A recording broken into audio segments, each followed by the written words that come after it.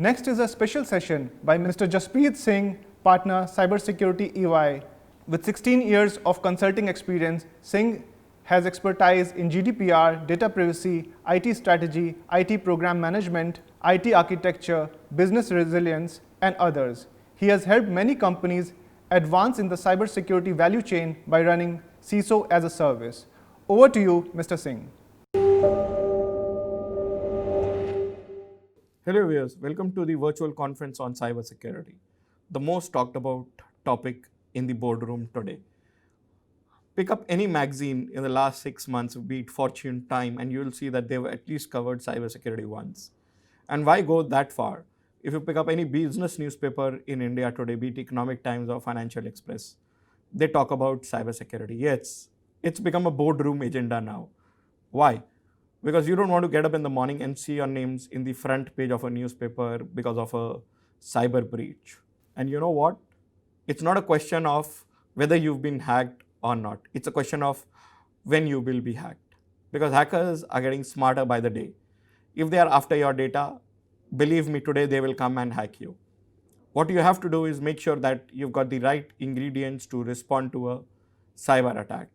And now, in one of the surveys I read, how many days does it take to detect a cyber attack? 10 days, 15 days, 20 days? No. My dear friend, it takes about 180 days to detect a cyber attack. And these are the days when technology is probably at its peak.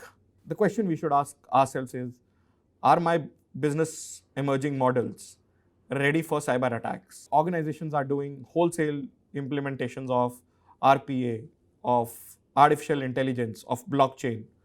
Am I evaluating cybersecurity risks to some of these emerging business models? As per another survey conducted by one of the leading organizations, 30% of the organizations that have faced a cyber attack have actually asked their CXOs to leave. Yes, my dear friend, CXOs to leave. So, how do you develop an effective cybersecurity strategy? The question every CIO, CISO today should ask themselves is, have I done an evaluation of what are the most important assets to my organization? Have I looked at what are the most important crown jewels that I need to protect at any cost within my organization? To give you a parallel example, it's like building a house, right? When you used to build a house, you also make space for a locker, which is where your most important valuables are kept, right? And you design the security of that locker very differently from the way you design the security of your house. Securing an enterprise is also a similar way.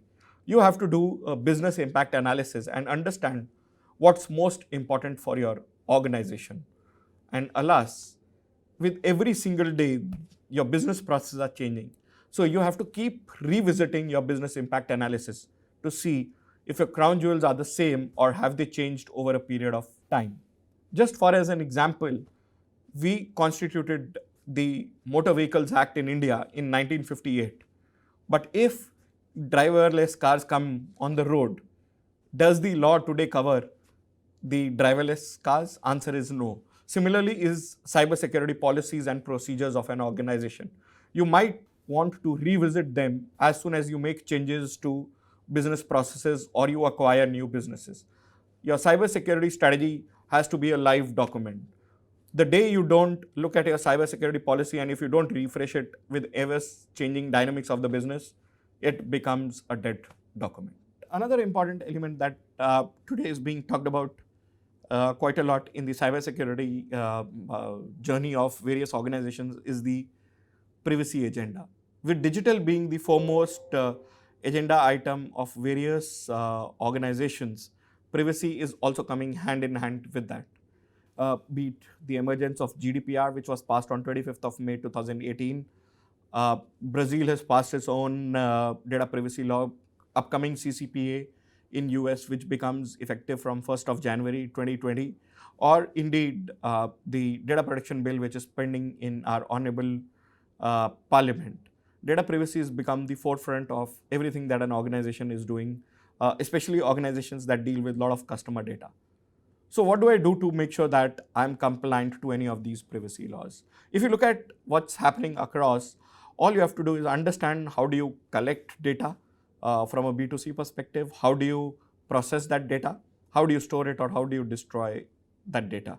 Once you have mapped the entire end-to-end life cycle, all you have to do is put controls around this entire life cycle. And almost all the privacy laws across the globe are based on the 10 GAPP, the generally accepted privacy principles. And once you have a basic framework which covers enterprise-wide privacy, it is quite easy to customize that framework to meet the various laws of the land that organizations operate in. A lot of times I walk into boardrooms and have been asked this question on what's the safest computer in this world? I have a very standard answer to it, and I learnt it in again one of the Economic Times conferences only, and I love this answer. It's the safest computer in this world is one which is shut down, which is locked, which is put around keys, put it in a box and thrown in the ocean. Yes, my dear friends. So 100% security is a myth. You have to keep updating your endpoints. You have to keep updated with the latest technology trends.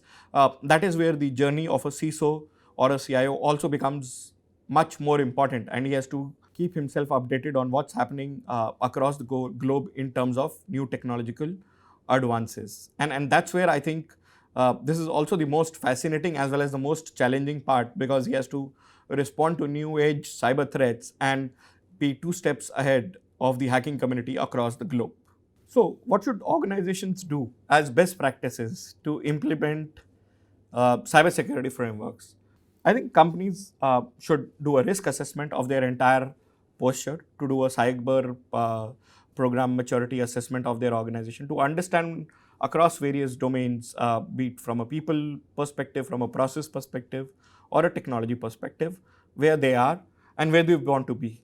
It's very, very important that every organization develops its own roadmap, because every organization needs are different. If you're an ITES organization, your cybersecurity needs would be very different from an organization which is in manufacturing, where OT security would be very, very important, to a company that primarily is only is like an educational institute and is collecting students' personal information. Their cybersecurity needs would be entirely different. So there is no one shoe that fits all. It's on the organization to do its entire mapping of the risk universe and treat cybersecurity as one of the topmost risks as we move into the next decade.